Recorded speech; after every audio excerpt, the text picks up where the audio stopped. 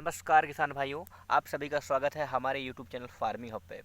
किसान भाइयों, आज हम किसान के ही द्वारा की गई एक बहुत बड़ी भूल के बारे में आप सभी लोगों को अवगत कराना चाहते हैं।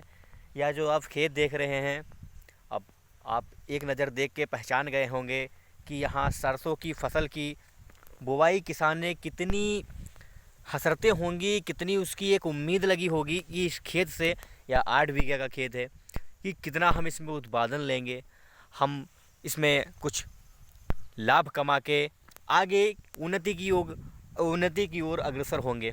किसान भाइयों, इसमें जो भूल हुई है वह इतनी मात्र छोटी सी भूल, लेकिन बहुत बड़ी भूल वह इस प्रकार है कि इसमें एक हर्बिसाइड इस्तेमाल किया गया था, जो नॉन सेलेक्टिव हर्बिसाइड हम बोलते हैं। जी हाँ, नॉन सेलेक्टिव हर्बिसाइड में आपके आते हैं जो चयन नहीं करते किसी पौधे का, किसी परिवार का। ये जो पौधों में एक परिवार होता है, किसी भी का उसको उनको चयन नहीं करना है। जिस पे आप स्प्रे कर देंगे वो उसको मार देगा। नॉन सेलेक्टिव हर्बिसाइड में पैराकाट आपका आ गया, या आपका ये राउंडअप आ गया, ग्लाइफोसेट। तो यहाँ पे देखिए, इस खेत में अगर पैराकाट किए रहते, ये बुवाई के पहले प्री इमरजेंस में इन्होंने अपना इस्तेमाल किया था। अपनी गणित लगाई इन्होंने, क्योंकि किसान भी एक बहुत बड़ा वैज्ञानिक रहता है। या कोई एक ऐसी बात नहीं है, दोष नहीं है, ये अच्छी बात है, पर कभी कभी हमें बहुत बड़ा नुकसान उठाना पड़ जाता है।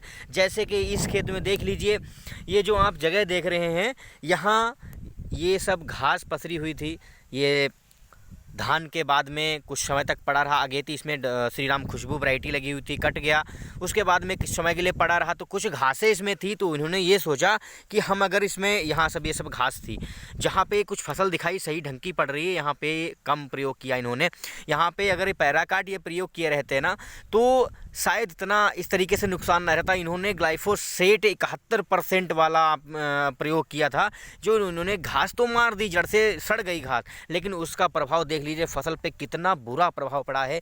ये पौधे देख लीजिए, बीज की समान मात्रा पड़ी हुई थी। बीज पौधा कहाँ नहीं है, हर जगह पौधा है, लेकिन इन्होंने पानी लगाया, इसमें एसएसपी दिया, पोटास दी, यूरिया दी। बुवाई के समय पे 8 बीघे की लागत, आप समझ सकते हैं किसान भाइयों कितनी लागत इसमें रही होगी।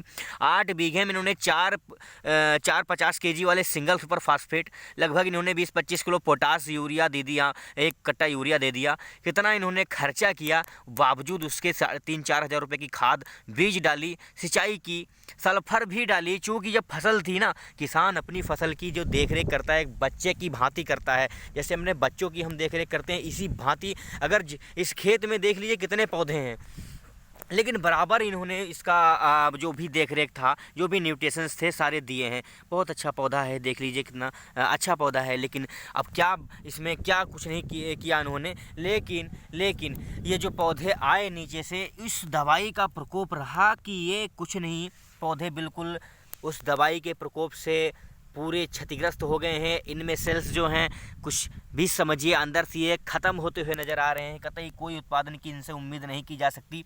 इतना सब कुछ करने के बाद में बताइए किसान भाइयों, यहाँ से एक बहुत ही अच्छी सीख ली जाने वाली है कि यहाँ इस प्रकार से आपने अगर अपने खेत में बाई चांस गलती से भी किसी की सलाह से अगर कर दिया ना, तो इसी तरीके से आप भी नुकसान उठाने वाले हैं।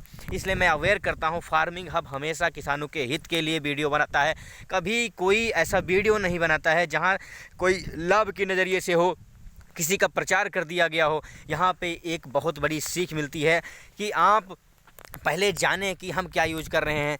जो आपका ग्लाइफोसेट 41 से 71% का रहता है, वह अगले भी फसल पे इफ़ेक्ट डालता है। आप गन्ने में भी ना करें, क्योंकि गन्ने में पैराकाट हम कर देते हैं जो कि फसल को जला देता है, लेकिन इंटरनली वो गन्ने को नुकसान नहीं पहुंचाता। ऊपर जो पौधे रहते हैं, हल्के छोटे से जो पौधे रहते हैं, जो जर्मिनेशन ले रहा होता है अगली पीढ़ी के लिए गन्ना, तो वो भी थोड़ा सा जल जाता है, लेकिन इस तरीके से इंटरनली नुकसान नहीं होते।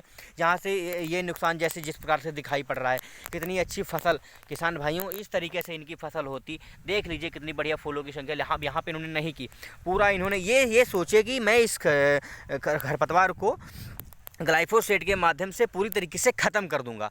लेकिन ख़त्म तो इन्होंने कर दिया, क्योंकि इनको 20-25 दिन उधर मिल गए, तो इन्हें लगा कि हमने बहुत बड़ा काम कर लिया है, अब अगली फसल हम बिना किसी खरपतवार के अच्छे से उत्पादन हम ले लेंगे। लेकिन नतीजा किसान भाइयों, नतीजा देख लीजिए, ये है जो किसान हैं, इस शाम को इनको खाना, इनके पेट में जो है, जो खाना इनके जो जाना चाहिए विधिवत, मतलब जो एक रूटीन होना चाहिए, शेड्यूल होना चाहिए, वह किसान जब शाम को खाना खाने बैठता है अपने खेतों के बारे में याद करता है।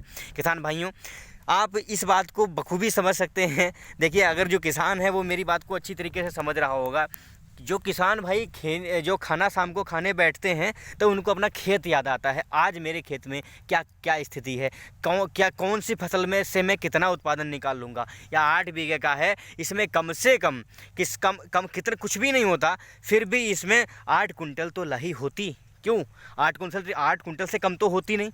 तो बताइए, इतना बड़ा नुकसान, इसमें से कितना होगा? मुश्किल से आधा कुंटल लाही नहीं होगा। बताइए किसान भाइयों, कितना बड़ा नुकसान हुआ है। हम तो बहुत सोच के परेशान हैं कि किसी से इन्होंने सलाह ली होती, किसी अच्छे, मैं जो एग्रीकल्चर से पढ़ाई किया हुआ, मैं ये मानता हूँ कि अगर एग्रीकल्चर से कोई बंदा पढ़ाई किया हो, किसी किसान भाई को सलाह दे, अवश्य दे, क्योंकि वो अपने नॉलेज का यूटिलाइज़ करे, कम से कम उसका यूज सही जगह करे, बिजनेस में ना लगाए। बिजनेस में लगाए, उतना ही लगाए जिससे किसान का लाभ हो, ना कि हानि। तो किसी से अगर इन्होंने पूछ लिया होता, भले आदमी से या भले किसान से पूछ लिया होता, वो इनको बता देता। कुछ चीज़ें होती हैं, हमारे भोले भाले किसान भाइयों को जानकारी नहीं रहती, जानकारी के अभाव में इतना बड़ा नुकसान उठा जाते हैं। तो मुझे लगा या आपको शेयर करना चाहिए, क्योंकि इन्होंने आप बीती जब मुझे सुनाई, मुझे बहुत ही बुरा लगा और मैं अंदर से कैसा फील कर रहा हूँ यह एक किसान समझ सकता है। तो किसान भाइयों, आज के लिए बस इतना ही, लेकिन इससे आप सीख लें और लोगों को भी यह वीडियो शेयर करें, जिससे कि अगला किसान, जो हमारा किसान भाई है, वो इस तरीके का नुकसान न उठाए। तो यह वीडियो शेयर करने का उद्देश्य मात्र इतना ही होगा। तो किसान भाइयों, आपसे उम्मीद है कि इस जानकारी को समझ पाए होंगे। अगले भी किसान भाइयों को लाभ के जो है उद्देश्य से इसको शेयर करें और लोगों में साझा करें, जिससे कि हमारे किसान भाई अवेयर हों। मैं ये चाहता हूँ, हमारा किसान भाई जब तक अवेयर नहीं होगा, अच्छा उत्पादन नहीं ले सकता, उन्नति नहीं कर सकता। धन्यवाद किसान भाइयों।